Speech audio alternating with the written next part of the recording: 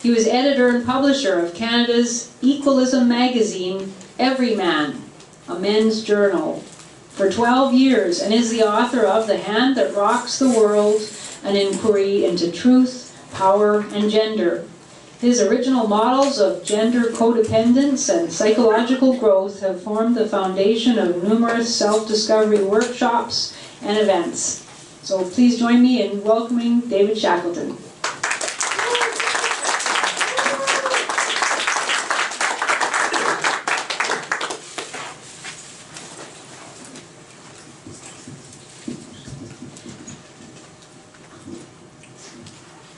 Thank you, Janice. Can you hear me okay?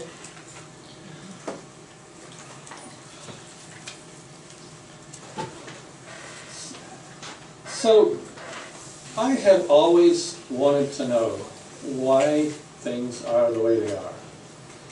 And gender has just fascinated me. I didn't come into this in a way a lot of men do, from my life being turned around by something that happened to me.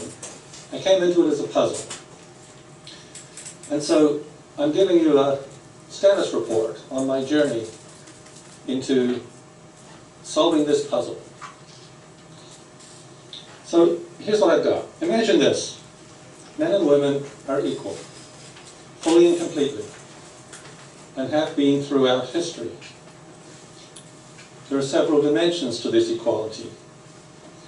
Power and powerlessness, advantages and disadvantages, which I explore in my book, and which my friend Tim Goldich explores more explicitly in his book, Loving Men, Respecting Women, The Future of Gender Politics. Both are available for purchase here. In this presentation, I want to look at what we can call social contribution equality. The basic equality between men and women in their historical contribution to society. And then I'll look at how identity politics have denied this and other equalities and become dysfunctional. So feminists have told us that women have been oppressed, and that part of this oppression has been preventing them from contributing to society in ways that men have, as scientists, as engineers, explorers, pioneers, artists, authors, politicians, etc. This story has been repeated so often, and with such passion, that it feels true to most of us. But what if the specialization of men into positions of social power and provision of food and shelter was simply a gender role enforced by human biology, principally reproductive biology? What if women were constrained into domestic and child-raising roles simply because pregnancy and lactation kept them tied to children for the early child-raising years? And after that, the pattern was established and difficult to change. What if there was no patriarchal conspiracy against women, but simply biology is destiny? We spent 50 years looking at gender roles through a feminist lens and concluded that they represent male oppression of women. So let's take a look at them through a different lens. A lens that I call psychological archetype, and see what that shows us. People often trigger on the concept of gender archetypes, and I spent a chapter unpacking them in my book, but we don't have time for that here. So I'll say that both men and women have potential to develop both the masculine and the feminine archetype. These are not the same as being male and female. They're psychological styles and inclinations that result from our history of gendered life roles. I want to just offer one basic idea for the purpose of this presentation. The highest value of the masculine archetype is the discovery of truth. Discovery of truth. The highest value of the feminine archetype is the creation of love. So, the masculine archetype's love of the discovery of truth has been behind men's historical achievements in science and technology and the creation of civilization. It's important to realize this has not been the achievement of men in general, but of a smaller number of exceptional men who, through unusual ability inclination, and effort, made the discoveries that now support our technical and civilizational abilities today. They discovered truth about the nature of the world, and we've all benefited from that. A tiny minority of women might have been involved here and there in this research, but it was almost entirely a male achievement. What we owe men for this is gratitude. Now, what were women doing during all of this history of male knowledge discovery? Principally, they were raising children and keeping house. Is there a parallel achievement from women during this time? One that stands equal to that of men? Yes, there is. Yes, there is. Let's move on here. With the slide? Okay, that's my books. I forgot all about that. Okay, this is the right slide. So, Lloyd Demoz is a social thinker who founded something called the History of Psychohistory, the Institute for Psychohistory. Psychohistory is the study of psychological motivation in history. His book, The History of Childhood, identified 6 modes of child raising, each later mode more advanced than the ones that preceded it. And he showed that the advances in these child-raising modes were driven by what he called pioneering mothers. Mothers who, through their own exceptional ability and effort, loved their children more than they themselves were loved when they were children. So they advanced empathy in society. So Demoz attributes a steady advance in empathy within society over thousands of years, resulting in, among other things, the ending of slavery and our modern conception of human rights, entirely to the achievements of these pioneering mothers.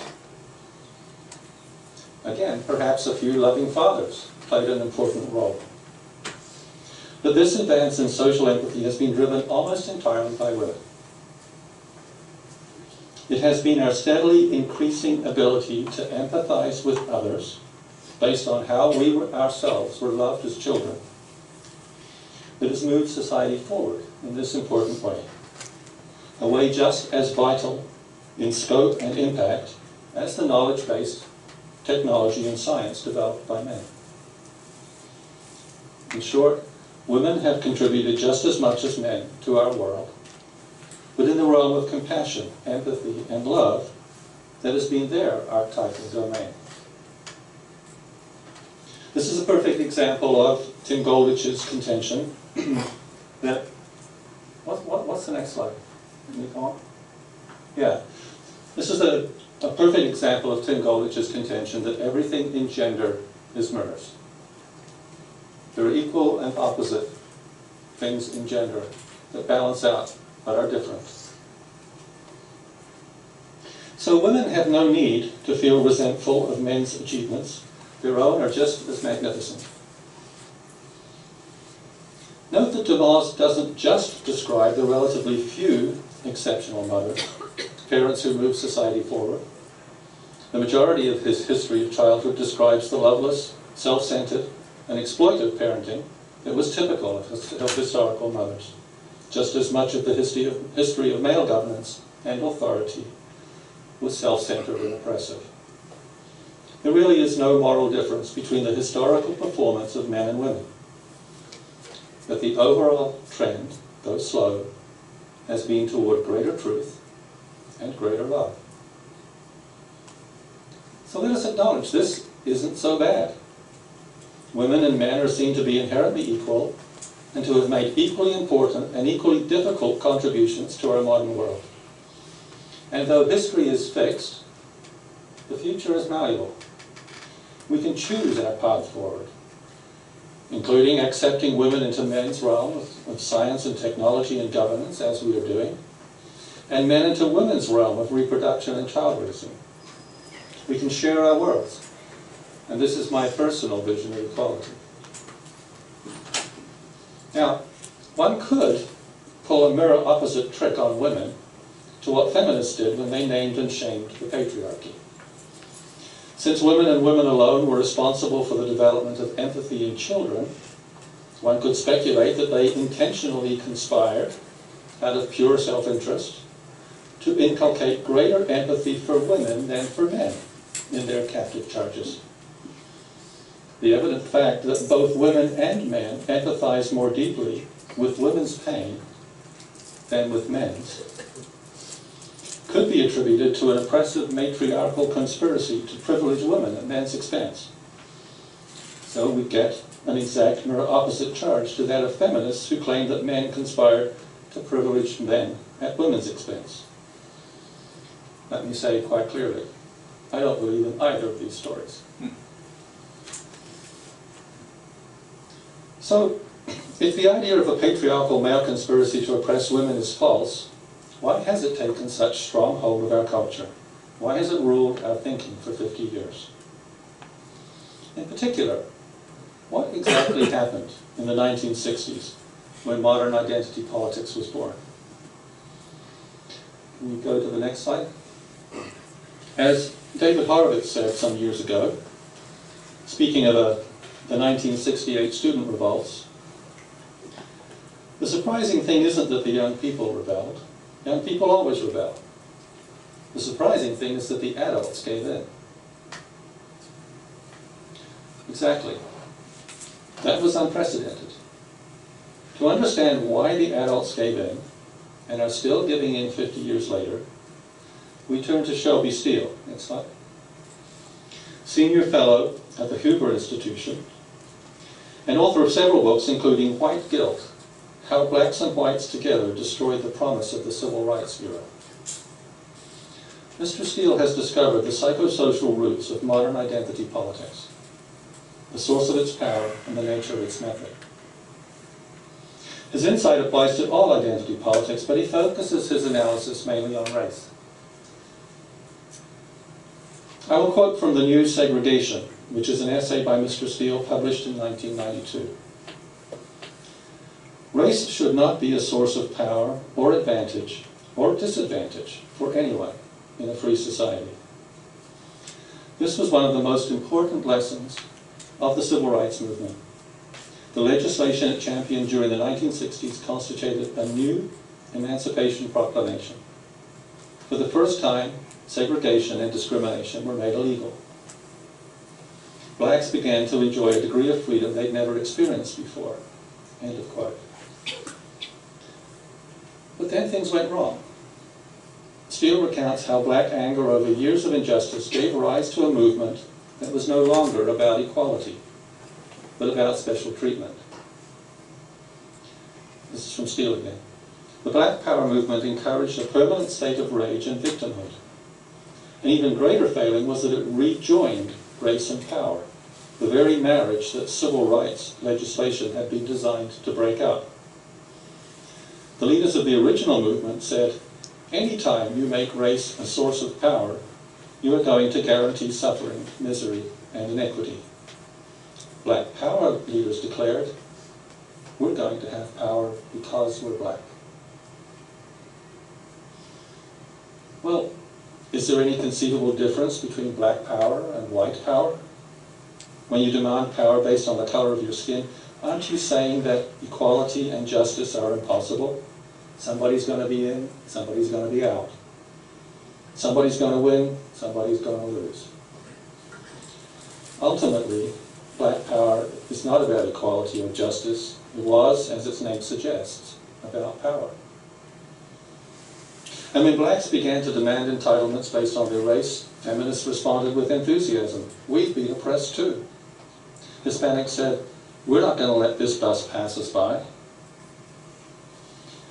Eskimos and American Indians quickly hopped on the bandwagon, as did gays, lesbians, the disabled, and other self-defined minorities. By the 1970s, the marriage of race and power was once again firmly established. Equality was out. The politics of difference was in. From then on, everyone would rally around a single quality that makes them different from the white male and pursue power based on that quality. It's a very simple formula. All you have to do is identify that quality, whatever it may be, with victimization. And victimization is itself, after all, a tremendous source of moral power. End of quote from Steele. He describes how this led to a shift in the entire politics of entitlement. Instead of claiming equal rights of citizenship under the Constitution, the original goal of the Civil Rights Movement, blacks and other minorities began demanding entitlement solely based on their history of oppression, their race, their gender, their ethnicity, or whatever quality allegedly made them victims. By the 1980s, the politics of difference had in turn led to the establishment of grievance identities. These identities are not about such things as the great contributions of women throughout history or the rich culture of black Americans. To have a strong identity as a woman means that you are against the oppressive male patriarchy. To have a strong identity as a black means that you are against racist white America, period.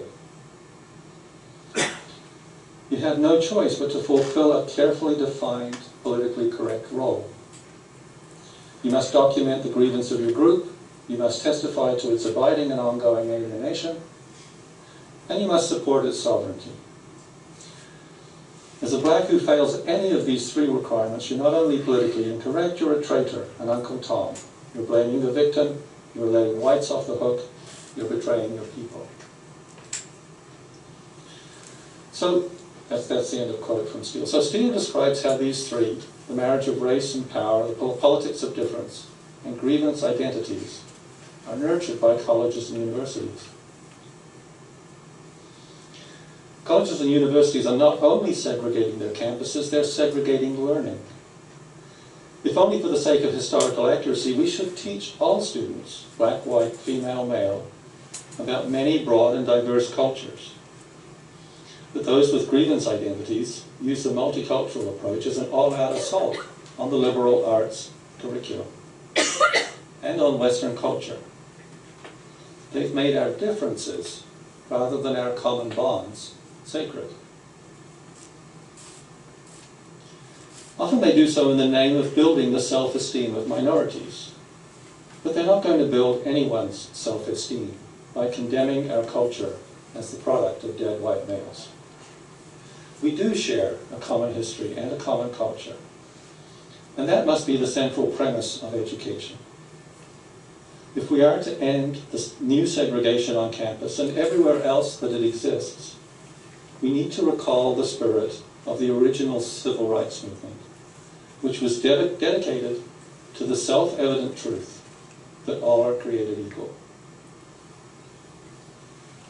So, back to the psychosocial thinking for a moment. Why did white guilt, as to use Steele's phrase, grow so large in the 60s that the establishment became unable to withstand against groups employing victim rhetoric? Mr. Steele suggests that the message of black leaders like Martin Luther King was proven by visible racism on TV, that new technology in the 60s of social perception and persuasion, as peaceful black protest marches were assaulted by redneck white racists on the nightly news. In short, racism became too overt to deny. In a later book, he adds other possible factors. The Vietnam War showed that the establishment was lying to Americans, playing politics with young men's lives. Environmental pollution was made visible by Rachel Carson's Silent Spring. And feminism added the charge of widespread sexism to that of racism. Altogether, it was a devastating indictment of the establishment, named and perceived as a white male institution. So, Mr. Steele has a comprehensive picture here, but I think he misses some things, which is the world events in the lived experience of those college presidents and other establishment leaders in the 50 years prior to the 1960s. In that time, the world saw two unprecedented world wars with death tolls in the millions. The devastation of nuclear destruction from atom bombs dropped on Japan. The horrors of the Holocaust, when 6 million Jews were exterminated in death camps. And the Great Depression of 1929, when millions were thrust into poverty through the greed and mismanagement of establishment financiers. All of these must, in the 1960s, have seemed to represent truly disastrous mismanagement in the spheres of governance, international relations, economics, and science and technology, all acknowledged as white male responsibilities. So when the charges of racism, sexism, materialism, environmental pollution arose and were seen to be credible, it was too much. The establishment could no longer believe in itself. Its moral authority evaporated, and college presidents caved in to student radicals all over the Western world. So that's what happened in the 60s that I think was unique, a unique event in our history. What kind of politics result from being fueled by guilt? Because the guilt is the source of power, it must be employed in every political claim. And so every claim is built on grievance, a claim to victimhood. But that's not the worst. Worst is that it is at root hypocritical, founded upon lies that cannot be avoided. The political rhetoric is a demand for equality, but the subtext is always the moral inequality of the innocent indicting the guilty. The subtext is moral superiority. The demand is for respect, but the stance is disrespectful.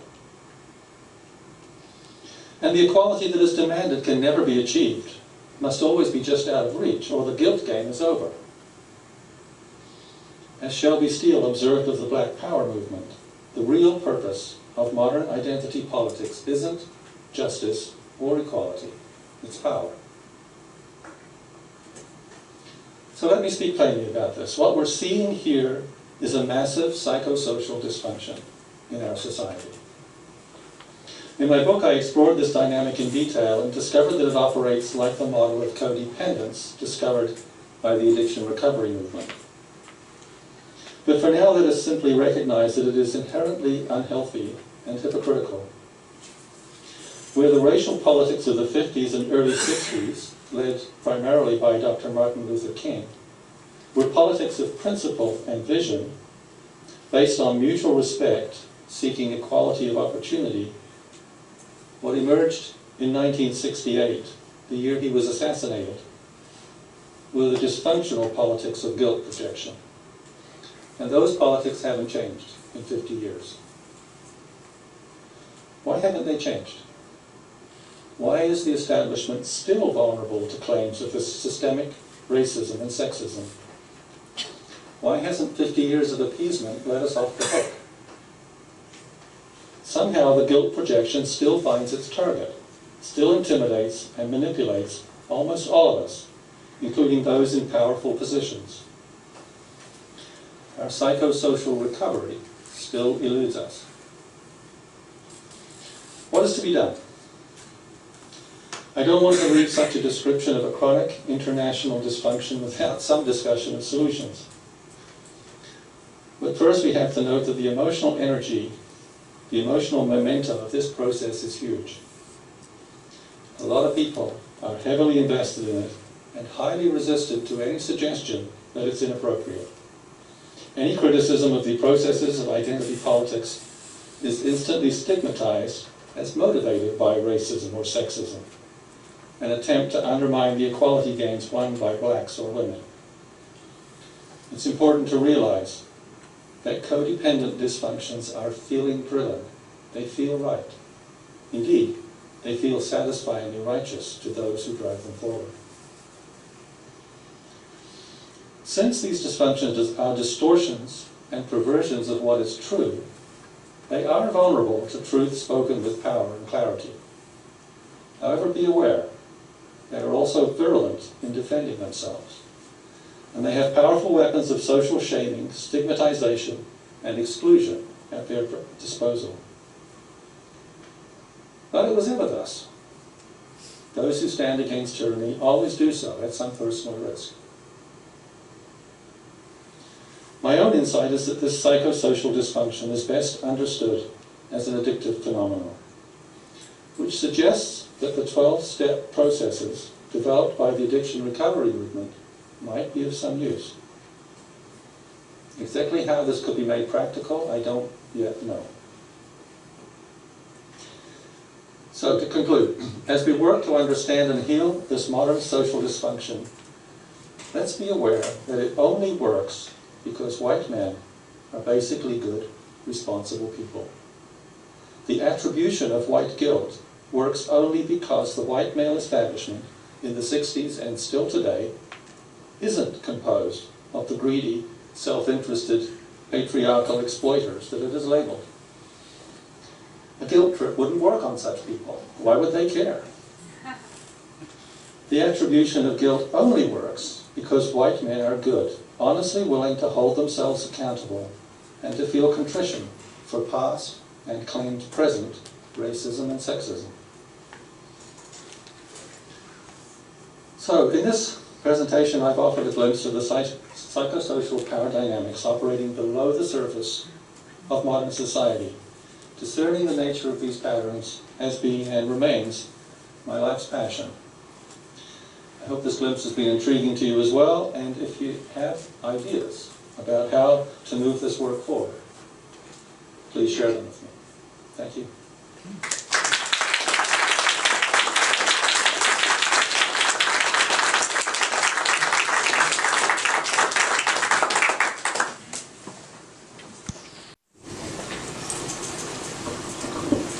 David, thank you for saying that among the things that I would like to have is gratitude.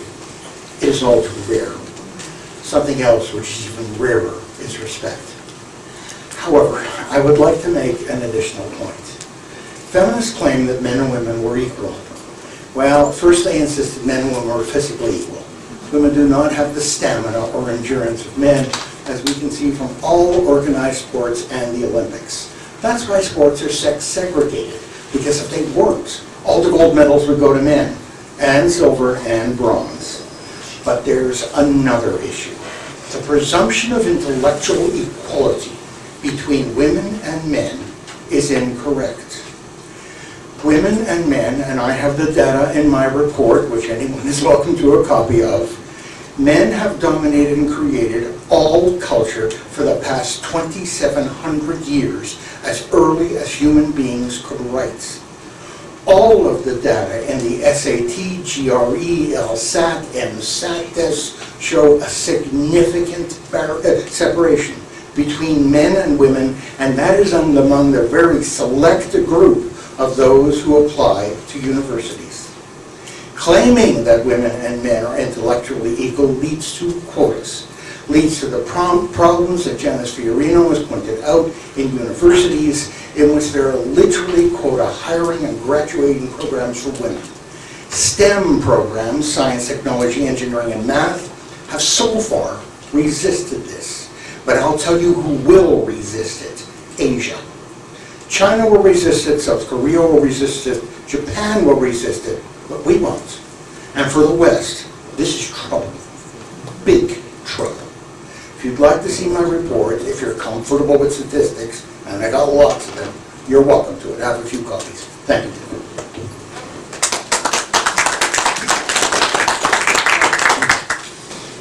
You know, there have been a lot of intelligence studies, and they do vary in their results. It seems that the races have different averages of intelligences. They differ not by very much, but they differ. But I don't see really any value in exploring that. I can't see any positive result from talking about that. My belief is that we are, we don't make a distinction between a more intelligent and a less intelligent person in terms of their status and equality, and nor should we. So I think that the vision of equality that I named, where we say to men, share your world with women, and we say to women, share your world with men, is the way to go forward. And talk about different abilities. I think evolution always selects for the job that a person ends up doing, and gender roles have selected. And if men have been selected to have a slightly higher intelligence, and women have been selected to have a greater empathy, so be it. I don't know. My vision of equality says it doesn't matter so much, because if we take away the barriers to men and women and let them do what they wish and strive for what they want to work at, that's the way forward. So I don't really see the relevance of those kinds of explorations, Jeffrey. Thank you.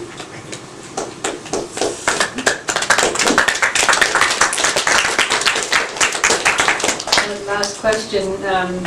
I wanted to say I have a hunch, and it's entirely unfounded, but I think, and we've talked about this a little bit, that I think some of the rage, some of feminist rage and its determination, feminism's determination to find ever more evidence of discrimination, even if it's fantastical, comes from the refusal to recognize that there might be actual intellectual differences between men and women. So I think that it is perhaps necessary to deal with that in some way, because if you begin from the premise that there is no difference, and then you move to equality of access, but you don't get equality of outcome, then there is always a reason for the rage. And then you have social programs that come in that say we've got to mandate equality of access, since there clearly cannot be equality. We have to mandate equality of outcome, because clearly we're not having equality of access if there is indeed equality to begin with. And so I think actually acknowledging that truth, if it is indeed a truth, is pretty important in charting the way forward. But anyway, what the question I wanted to ask is, I was very intrigued by your analogy of the psychosocial mechanisms that are going on now around white male guilt in particular, seeing that as a kind of addiction, the charge, you know, of oppressiveness. Now you said that if we think of it in terms of an addiction, and we think of 12-step programs towards healing as a way forward, that, you know, there might be some parallels there on a social level, but as the little I understand about healing from addiction is that one has to first acknowledge the addiction, and often one has to hit rock bottom first, right, before one acknowledges that. So does that say anything about what the future is going to look like if we need to hit rock bottom first before we're able to acknowledge the addiction? Is there a way to acknowledge it before we hit rock bottom? I certainly hope so, Janice. I don't know if there is, but hitting rock bottom, skid row if you like, in alcoholic terms, is only one way. There are other ways that people enter. There's something called an intervention, which, if done by a family, a loving family, can sometimes turn a person around before they hit rock bottom. I don't know how such processes could start, but I know that for the Alcoholic Anonymous movement, which basically started this whole thing about 80 years ago, it was two self-confessed drunks who had an idea about how to work with alcoholics. And the essence of their idea was to recognize that it wasn't a moral failing, a lack of discipline, but a disease. So they moved the notion of alcoholism from moral failure, from a moral world into a health world. And so the notion of shaming went away, right? And I think that that might be powerful in our thinking about gender, is if we can take this story that we have, which is a very moral story about oppression and how what men have done has been so wrong, and move it into a health thing, which is simply talking about dysfunction, which is what I'd be doing here, right? And psychosocial dysfunction, which we can characterize as a health issue rather than a moral failing. That might be a way forward. To go back to your first point about do we have to acknowledge inequalities? I don't know. I think we need to tell the truth to ourselves.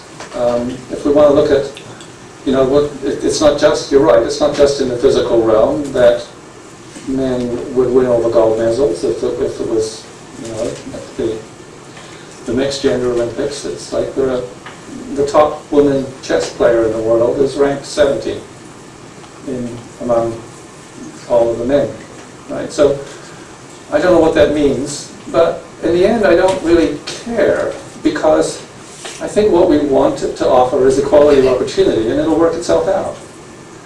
So the question is, can we accept that equality of opportunity will result in unequal outcome?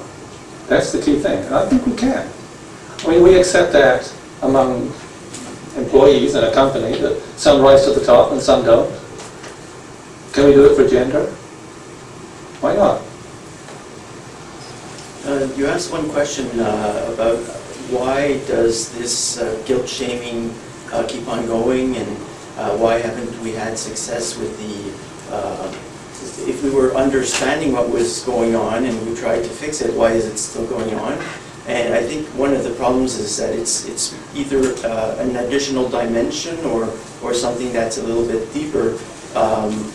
I've been studying and learning different things about personality disorders and the impacts on communication and things like that, and I'm learning that basically when you have one person who is convinced that they are the victim and they're hysterical and they're arguing with a person who is playing the role that you presented as, you know, the person who gives the other the benefit of the doubt and who walks into the trap of guilt shaming and shame tripping, whatever you want to call it.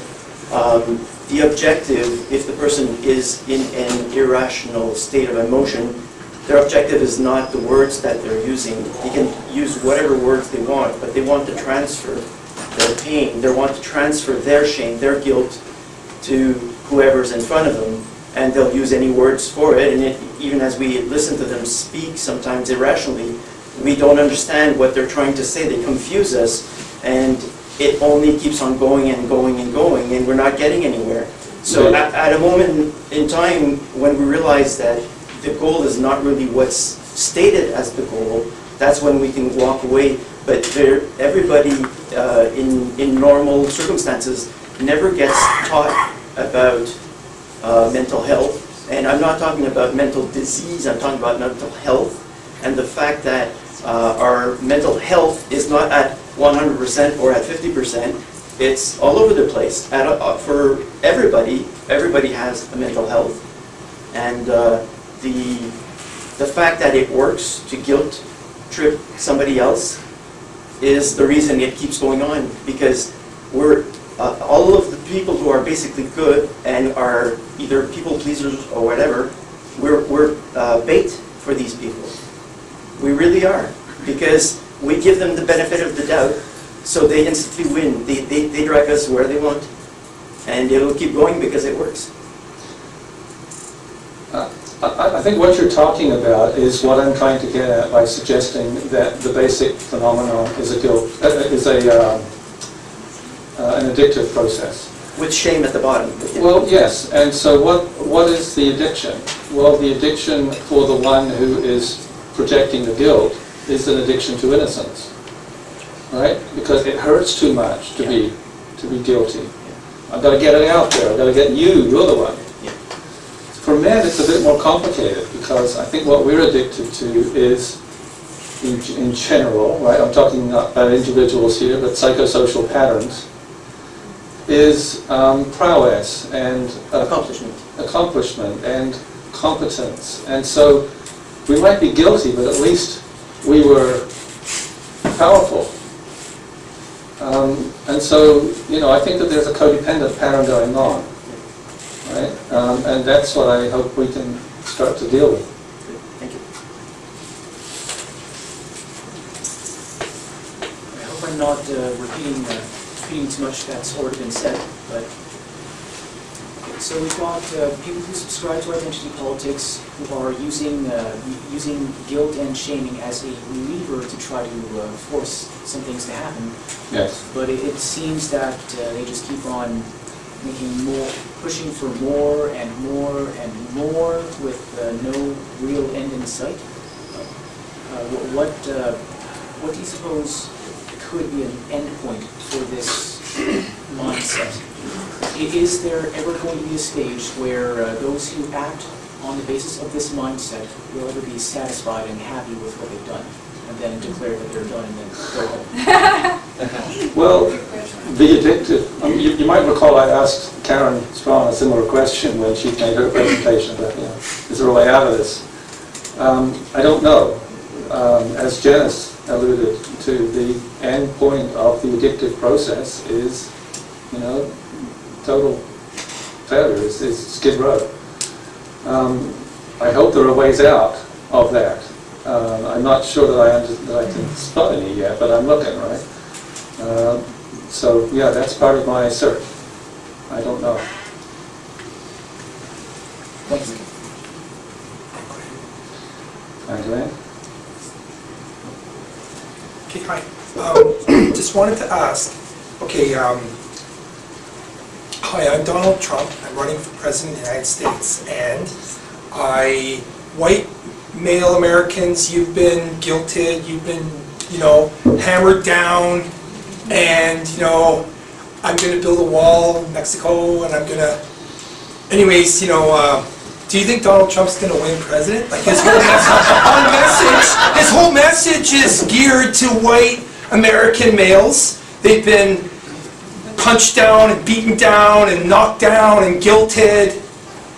Okay, so that's my question. And is he like an example of identity politics? And some of the things you're talking about here, Donald Trump, he's running for president. Gosh, the nightmare is I'm going to wake up and the guy's won. He's become president. And he's won, and he's got this end game. He's got this kind of scheme, plan. It's going to work. Shit, I think Donald Trump and Hillary are actually examples of identity politics. Let's say it's that, but in an interesting way. I think that what's happening with Donald Trump is that for all of this time that I've been talking about, 50 years, what we can call the right, the conservative side of the political spectrum, have known that there's something wrong going on, but haven't felt able to stand against the shaming. So they've been frustrated by political correctness, where the left has kind of bought into it in a way and felt like it's the right thing. But the right has known that there's something wrong, but hasn't felt strong enough to stand up to it. And so there's been a growing frustration. I think Donald Trump has tapped into that. He's somebody who stands up and says, look at me, I'm not intimidated by this. And I think that the conservative, he's coming from that part of the spectrum, political spectrum, right? That's who he's representing. They feel so frustrated with identity politics and the social shaming and so on that they're just hungry for anybody who can stand up to it. So I think that's where Donald Trump is getting his energy from, is from the frustration at identical politics in the political right. So, and I think it's very unfortunate. It's not a healthy place for a political candidate to be getting their support from. Because it's not very balanced. It's not very healthy. I think I've got to stop. I'm looking at the time, and there's only another 10 minutes until the next session. So, thank you very much.